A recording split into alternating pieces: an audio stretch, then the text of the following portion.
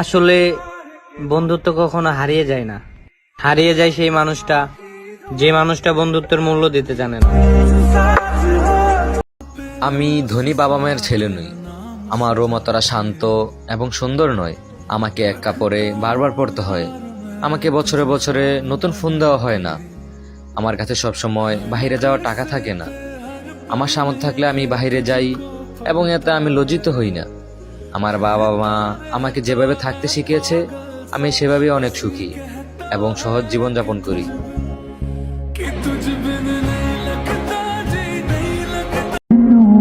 বুঝলে প্রিয়, আমি যেমন ছেড়ে যাওয়ার মতো মানুষ না, ঠিক তেমনই একবার চলে গেলে আর ফিরে আসার মতো মানুষ না। একজনের প্রতি আসক্ত বলেই আজ হয়তো আমার জীবনের এই অবস্থা। খুব বেশি ভালোবাসলেও যে মানুষকে ধরে রাখা যায় না তার প্রমাণ আমি নিজেই। সেও জানে পৃথিবীতে আমার চেয়ে বেশি ভালো তাকে আর কেউ কখনো বাসেনি, আর হয়তো বাসতেও পারবে না।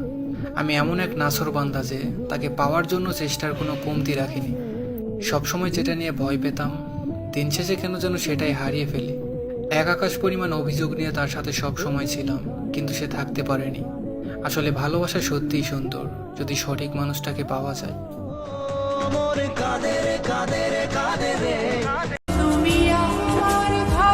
আপনি যার জন্য নিজের ভালো লাগার কাজগুলোকে ছেড়ে দিচ্ছেন, নতুন করে ভালো লাগা তৈরি করছেন, আচ্ছা আপনি কি সত্যিই জানেন যার জন্য ভালো লাগার কাজগুলো ছেড়ে দিচ্ছেন সে আপনাকে ছাড়বে না? নিজের ভালো লাগাগুলো ছেড়ে দেওয়া মানে ধীরে ধীরে নিজেকে হারিয়ে ফেলা। দিন শেষে হয়তো নিজেকেও পাবেন না আর তাকেও পাবেন না। এই জন্য নিজেকে হারাতে যাবেন না। একবার নিজেকে হারিয়ে ফেললে একদম নিঃস্ব হয়ে পড়বেন।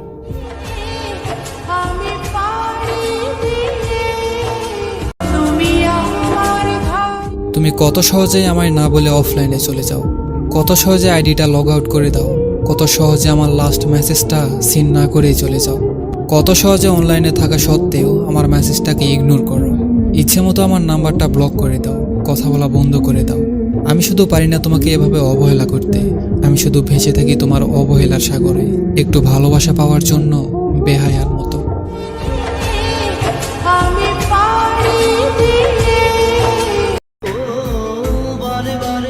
কারো বদলে যাওয়াতে আমার কোনো দুঃখ নেই, কিন্তু কেউ একজন ছিল যার উপর নিজের থেকেও বেশি বিশ্বাস ছিল, কিন্তু সেই আমাকে বুঝিয়েছে সবার উপর বিশ্বাস রাখতে নেই।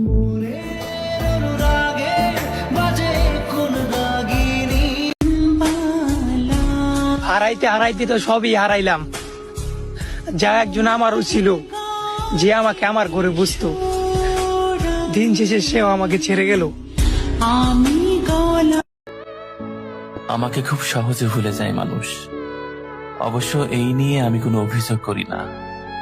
আমাকে মনে রাখার মতো এমন কিছু আমি কারোর জন্যই করতে পারিনি।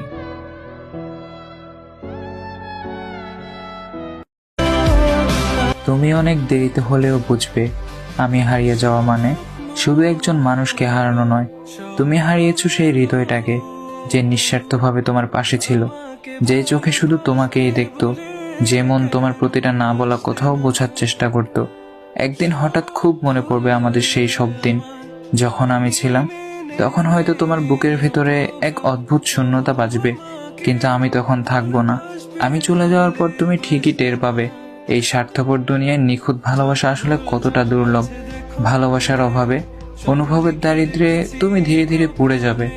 আমি যখন তোমার চারপাশে ছিলাম তুমি বুঝে ওঠোনি আমার গুরুত্ব, অথচ আমি হারিয়ে গেলে হয়তো একদিন বাতাসের হঠাৎ নিঃশ্বাসে, মেঘের বিষণ্ণতায়, নদীর একাকিত্বে বা পাহাড়ের নিস্তব্ধতায় তুমি আমাকে ঠিকই খুঁজে পাবে, কিন্তু সে পাওয়াটা হবে শুধু অনুভবে, বাস্তবে নয়।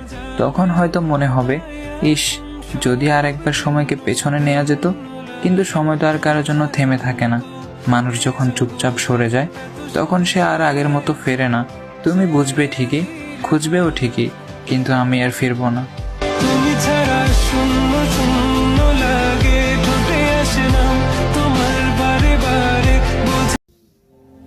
এই আমার দেখেন না, আমি বলতে গেলে আমার পরিবারের সবচেয়ে বড় লস প্রজেক্ট। হ্যাঁ, সবচেয়ে বড়। আমি কোনোদিন পারি নাই যে নিজের বাবা মার মুখ উজ্জ্বল করতে। আমার কাজিনদের মতো আমি ভালো কোনো রেজাল্ট করতে পারিনি।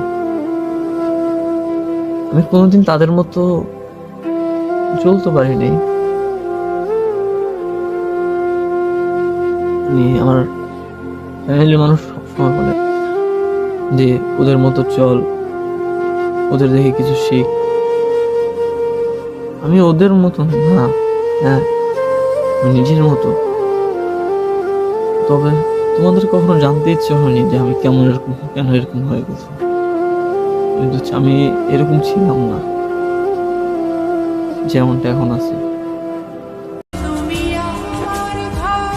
নির্দিষ্ট একটা মানুষের মুগ্ধতায় আটকে গেলে কখনোই সেই মানুষটার প্রতি একঘেয়েমি আসে না। হ্যাঁ, বলতে গেলে ঝামেলা প্রায় সব সম্পর্কেই হয়, কিন্তু রাগের মাথায় যতই উল্টাপাল্টা বলেন না কেন, মাথা ঠান্ডা হলে দুজনেই দুজনের কাছে ফিরে কোনো রাগ পুষে না রেখে ক্ষমা করে একে অপরকে কাছে টেনে নেবেন। সে তো আপনারই ভালোবাসার মানুষ, তাই ঝগড়াগুলোকে দূরত্বের কারণ না বানিয়ে রাগ কমিয়ে প্রিয় মানুষটাকে কাছে টেনে নেন। দেখবেন ভালোবাসাটা বেড়ে যাবে। জীবন তো একটাই, মানুষটা না থাকলে এত রাগ, ঝগড়া, অভিমান কারে দেখাবেন?